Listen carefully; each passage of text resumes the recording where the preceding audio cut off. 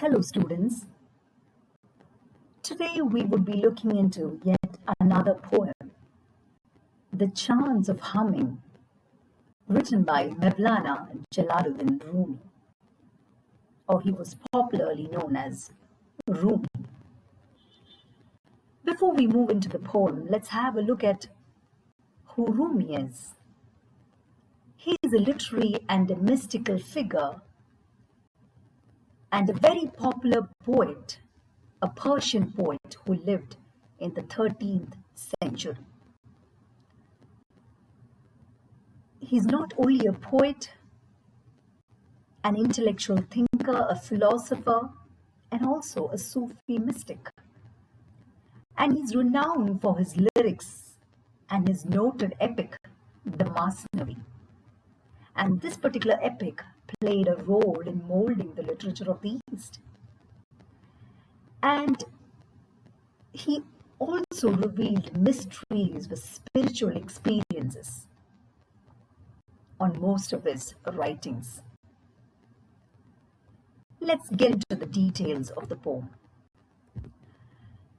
Before we look into the details, let's read the poem. This is a very short poem, which is not particularly divided into stanzas, but for an easier approach, we would maybe divide them into 3 stanzas. Let's read them together. A man standing on 2 logs in a river might do all right, floating with the current, while humming in the now.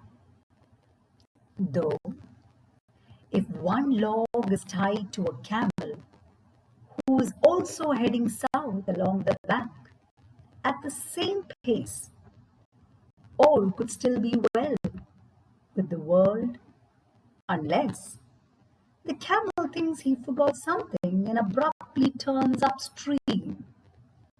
Then, uh-oh. Most minds do not live in the present and can stick to a reasonable plan. Most minds abruptly turn and undermine the chance of humming. We can see that this short piece, this short poem, is not really written in the usual literary patterns that you see otherwise. So this particular poem is an allegory on the journey of life. If you can look at the first stanza, it presents a man who's standing on 2 logs and he's just floating with the current and he's humming. The poet says he's humming. I'm sure all of you know what a hum is. And we all hum when we are happy. So here, this man is floating down south. We know it's down south because it's mentioned in the next stanza. So he's moving along, he's floating along the current, and he's humming, he's enjoying his life. He's just enjoying his journey as he floats on the river on these 2 legs. So this floating with the current suggests that he's enjoying the present. And the 2 logs that are mentioned here represents the dualities. According to Rumi, he represents these 2 logs as the dualities of life, or the binaries. It could be the life and death, or it could be the past and the present, or it could be the body and the soul. Here you can see there is a mention of the past and the present. And therefore, the man who's standing on 2 logs is floating with the current, enjoying the present and humming, which shows that he is absolutely happy while he's traveling.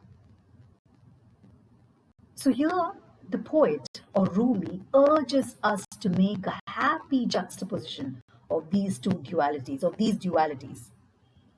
for life to be successful. Let's have a clearer understanding as we move along. In the second stanza, he brings out a very hypothetical situation. Now, what is the situation here? Where if one log that the man is standing or that the man is floating in is tied to a camel, and this camel is also moving in the same direction. It's written as heading south. So we know that both of them are moving south and the same pace. It's all well. Everything around them is happy unless, it says unless, the camel thinks he forgot something and he abruptly turns upstream. So ഇവർ രണ്ടുപേരും ഒരേ ഡയറക്ഷനിൽ പോയിക്കൊണ്ടിരിക്കുന്നു. രണ്ടുപേരും they're quite happy. And the man, as you saw in the first stanza, is humming in the now. He's absolutely happy. And ഇവിടെ രണ്ടാമത്തെ stanzaയിൽ ഒരു hypothetical situation കൊണ്ടുവന്നിരിക്കുകയാണ്. What if the camel is tied to a log, or one of the log is tied to the camel? All could still be well because they're moving in the same direction at the same pace. Unless camel എന്തോ ഒന്ന് മറന്നു എന്ന് വിചാരിച്ച് when he turns upstream, so they're going downstream, so when he turns upstream, what happens? The ease of the journey is disturbed. We know what would happen. They would just both fall into the water, into the river. That ease that they had, the happiness that he had, the humming, everything is disturbed because the camel thinks he forgot something and he abruptly turns. So Rumi is saying that, human minds are preoccupied with the pangs of the past and concerns of the future. So here, when it is mentioned as a camel moving upstream, we know that it is in the opposite direction of the flow of the river. And this is a metaphor of life. And the happy route of the traveler is disrupted. So he says it is very pertinent to realize that we move in the present, that we need to stay awake. And humans are always preoccupied with the pangs of the past and concerns for the future. We always think ahead. What if adu sambhavichalo, angane sambhavichengilo, angane vannalo? What about my past? I've not had a good education, and therefore I'm like this. Or anything pertaining to the past that could worry us. And that's how humans are. And he says, no, be happy in the present moment. There is also a biblical reference out here where in the Bible there is a verse which says, thou shalt not be anxious about tomorrow, for tomorrow will have its own worries. നാളേക്കായി വിചാരപ്പെടരുത്.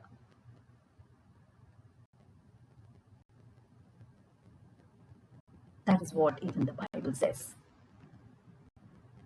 So Rumi says, we need to get away from the rat race of life. And we need to learn to enjoy the present moment. How difficult it is for humans.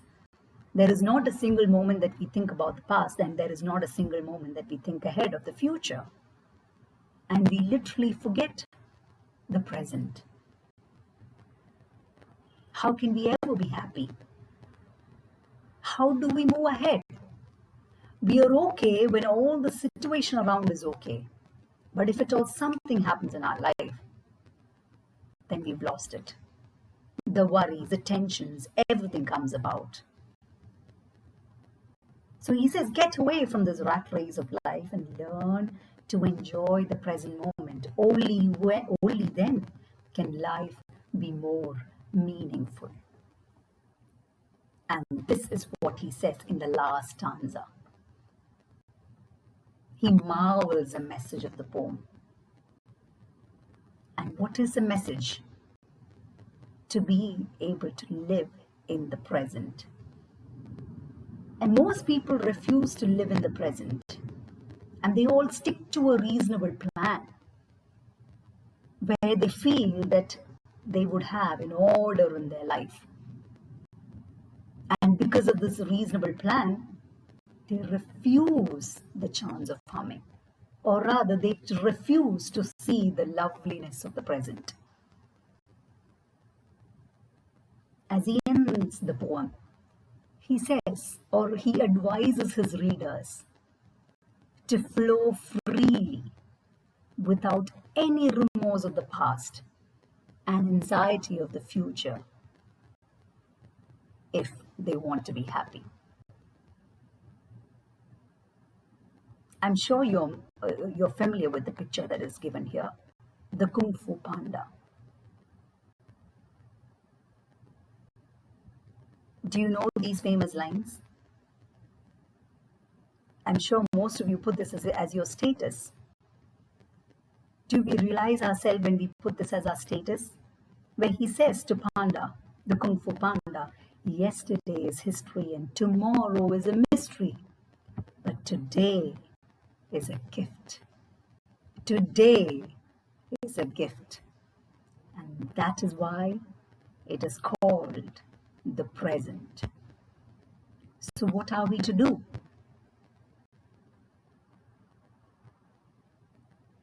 Do we move away with our life thinking about the past and the future which is yet to come, and the past which has been forgotten already, and we don't even know what lies ahead of us, and we're still thinking about it too much, overtly worried?